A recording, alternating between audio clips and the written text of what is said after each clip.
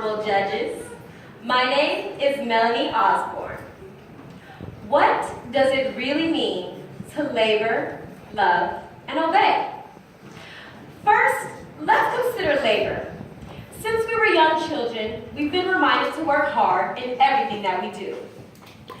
But let's be real. Why do we have to work so hard anyway? Everywhere we turn, we see people in the world profiting the easy way and succeeding without even lifting a finger. Not fair, right? But let's remember, they're gaining worldly wealth that's destined to perish with time. True wealth comes from laboring for the Lord and is eternal. Many in our society lack the drive to labor for the Lord. Matthew 9:35-38. Our physical labors must always be guided by our spiritual labor for God, for He has already ensured our salvation through the death of His Son on the cross.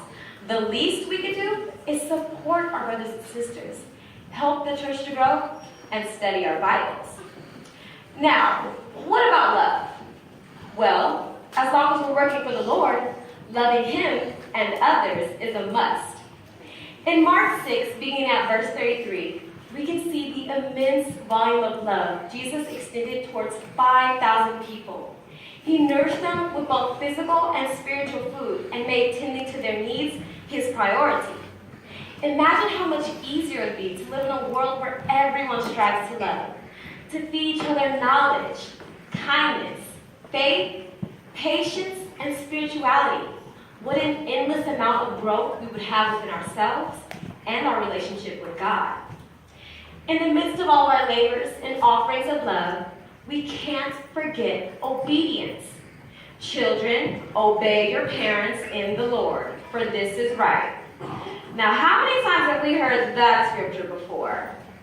It's been read and recited so much that we may have forgotten the purpose of that verse, which is to remind us to submit to our appointed authorities, especially God, so that we may remain on track in our spiritual development. Jesus clearly states, anyone who loves me will obey my teaching. My Father will love them and make our home with them. John 14:23. Accordingly, it is our responsibility as children of God to abide by His teachings and His commands. Laboring, loving, and obeying are three spiritual areas of focus that go hand in hand with one another. Lacking devotion in even just one area can easily remove us from both physical and spiritual fulfillment. Brothers and sisters, I encourage us all to continue our walk with the Lord, embracing labor, love, and obedience closely within ourselves. Let's exercise these characteristics in our lives so that we may obtain our golden ticket to glory. Thank you. And now for my talent, I will be performing a modern contemporary piece entitled Light, choreographed and written by myself.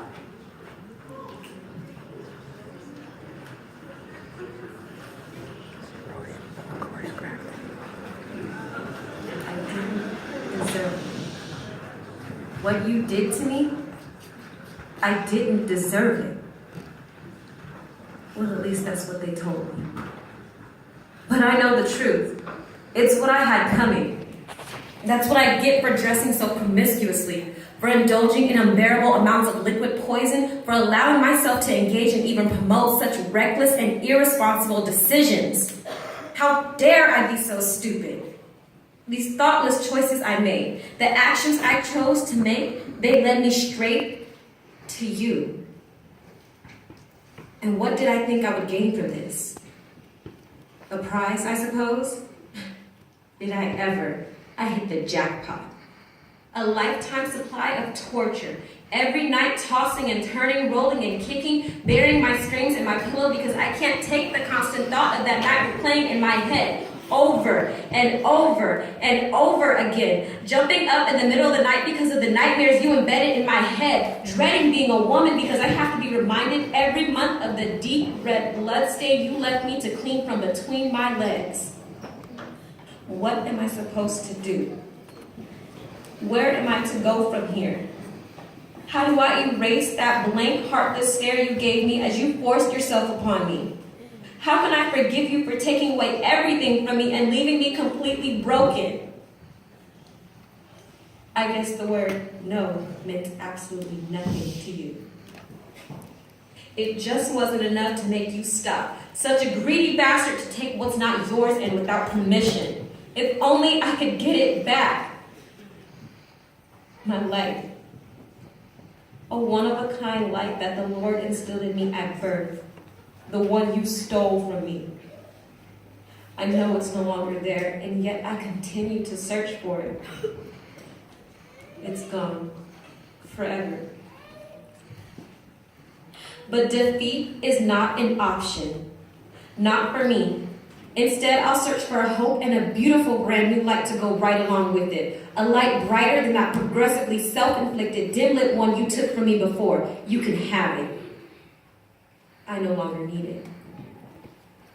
Can you see this little light of mine?